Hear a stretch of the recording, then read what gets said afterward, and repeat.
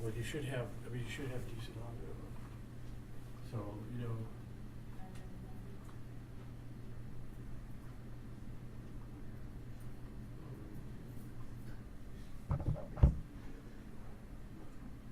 Mic check.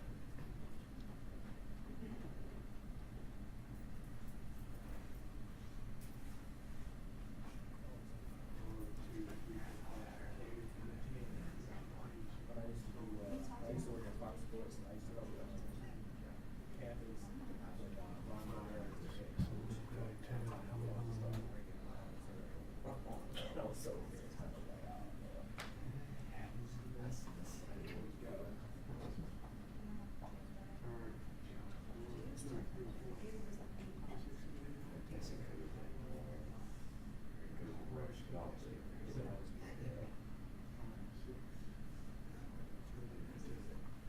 All right, good deal. All right, thanks a lot. Yep. Last night I was running from a war up north along a river. It was like there's something neutral to the water, and all of a sudden it dug out. Just saying. When you were a correspondent. Yeah.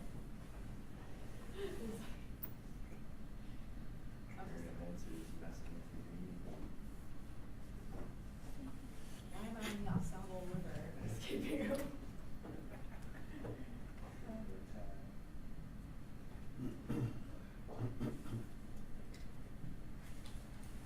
Whoa, I'm in the wrong room. Sure? Maybe. No pressure. You know, I'm pretty skinny, so I don't know how many cameras I'm gonna be able to have on me or mics I'm gonna be able to have on me here. Sure. Hang on, there's one thing that I wanna. I think he's up there.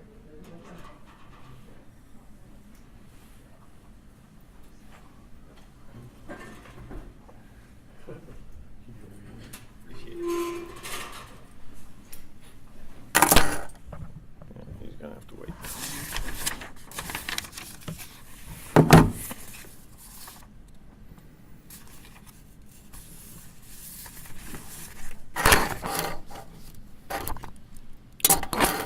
All right, are we rolling ready just to yet? give you? Well, I'm gonna give you all the update just before that we do this live. Okay. We do have her and the child is safe. Okay. So, just in case if you wanna change the information you wanna know about this, I will, obviously do my best. This is still early on into the whole investigation, so I don't have much for you in regards to that. But if you wanted to take a moment to, change any sort of questioning or any information that you would like to find out, I'll be happy to accommodate that, so.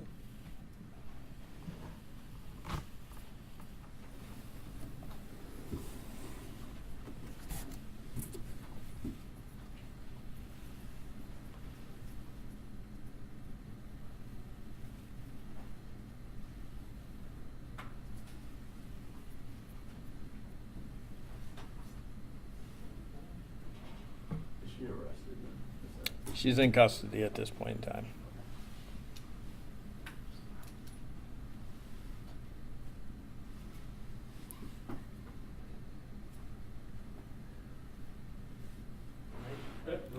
You ready? I just making sure. What's that? Yeah, we're ready. All right.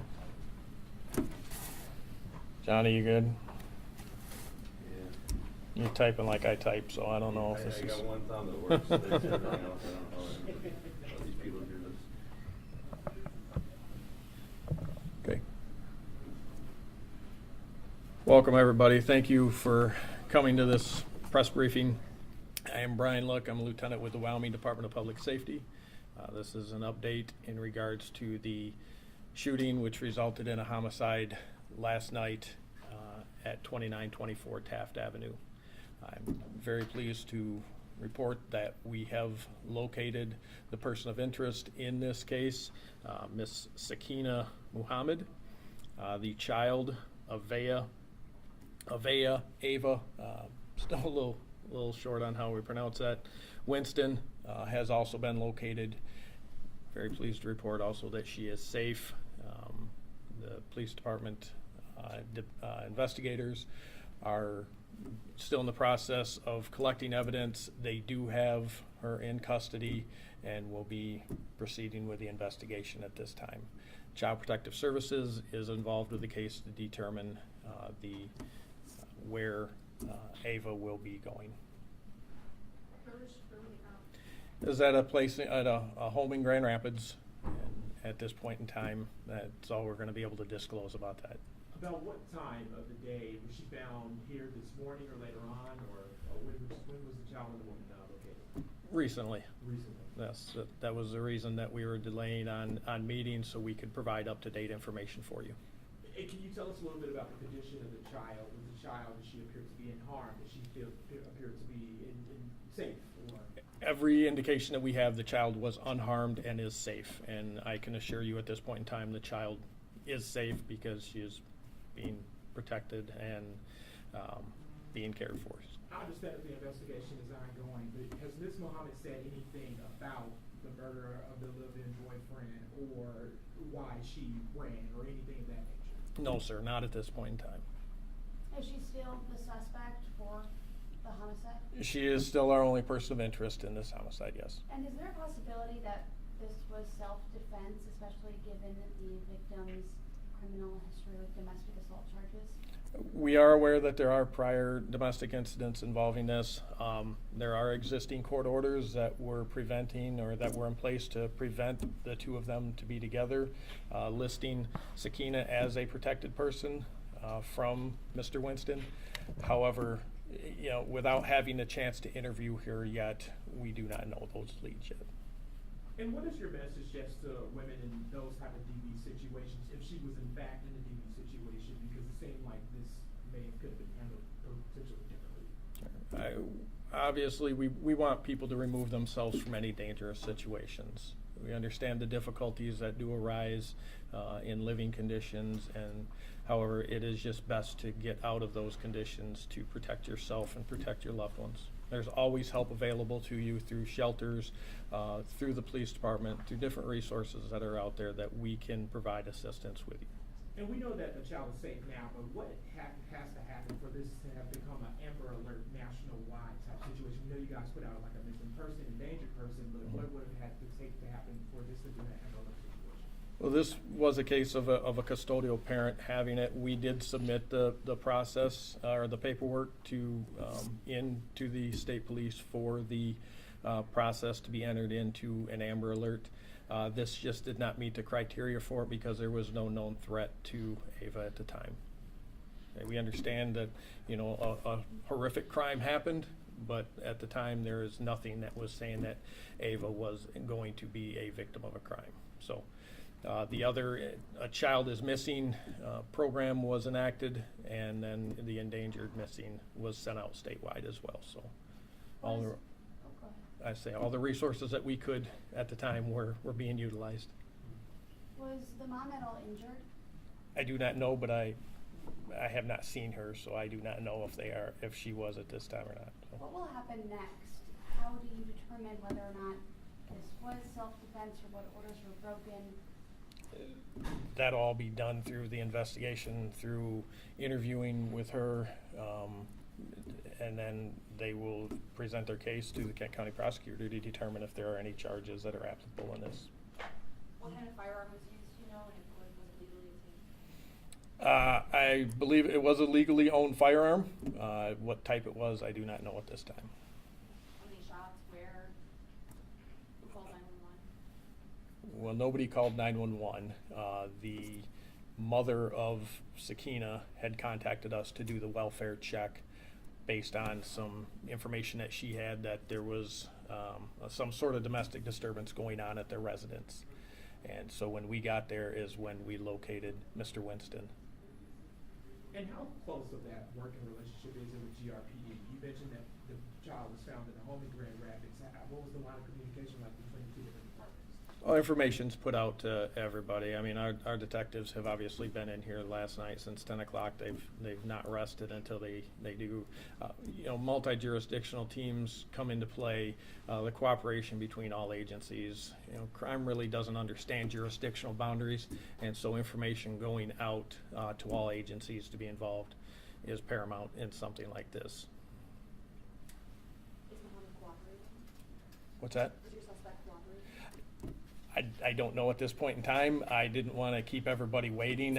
She is, I can tell you, she is in custody and is going to be questioned by our detectives. The level of cooperation, I don't know. Was it Cherokee or Wyoming PD that picked her up, or did she turn herself in? Both. Not turned herself in. It was both the agencies that were involved in taking her into custody. So. Lieutenant, it sounds like when you arrived on the scene, there was no one there other than our deceased victim. Is that the case? That is accurate. And also, what did you when you arrested her? What did you charge her with? She's not been charged with anything yet. Just a question. How did you find her? Like, somebody said she's here, or she's living in no place? I'm not aware of that yet, sir. Do you expect any more updates throughout the day? Absolutely. As we can get updates for you, I will send them out. Lieutenant, how long can you hold her then without charges? Uh, I'm curious. You know, you got her in custody. What's our next process? Because how long are you gonna hold? I guess until they are able to get their interview in, they are not going to be able to determine what charges they are going to be going for or what evidence exists or does not exist. So what's the next step for the child? So she's with Child Protective Services. Do you guys try to find a loved one to put the child in the home with the loved one, or what happens next? Obviously, the safety of Ava is most important. You know, at this point in time, Child Protective Services will do their investigation to make sure that if they can go with a family member, it's always best for a child to be put with a family member versus put in some sort of separate housing. So if that family member does exist, then by all means, the child will go with a family member. And just to make sure I heard you correctly, it was Mohammed's mother who called the department and said, "Hey, you might want to do a well-being check on this deceased victim." Correct. And so I guess she's working pretty closely with you guys, kind of give you some insight. That's where we got the original. To tell you if to know that it was going to go to this extent, obviously, you know, she was wanting us to check on the well-being of them, which we're doing, which is what resulted in, you know, us finding, you know, Mr. Kwan had been shot. So. And the last question for me, have you heard from the deceased victim's family? Yes, the investigators have spoken Okay. with. Yep. We wouldn't have released his name prior to Oh, okay. this That's- without okay. without proper family notification. So. Can you talk about how difficult these types of situations are, especially when there's a history of domestic issues, potential protection orders?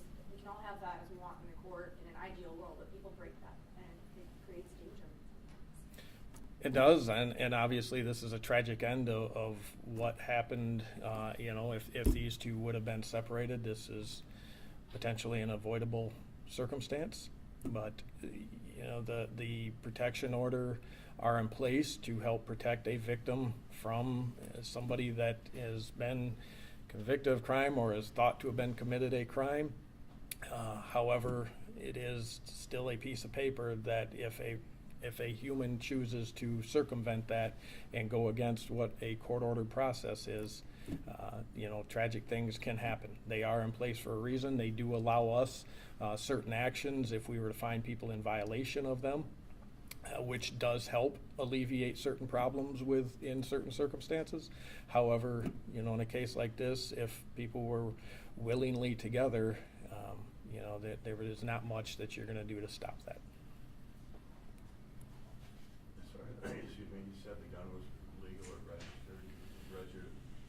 Who was it registered to? Well, to tell you that the gun that is suspected in this, I've not heard yet whether or not we have possession of that firearm yet, but the suspect does have a legally registered firearm registered to her.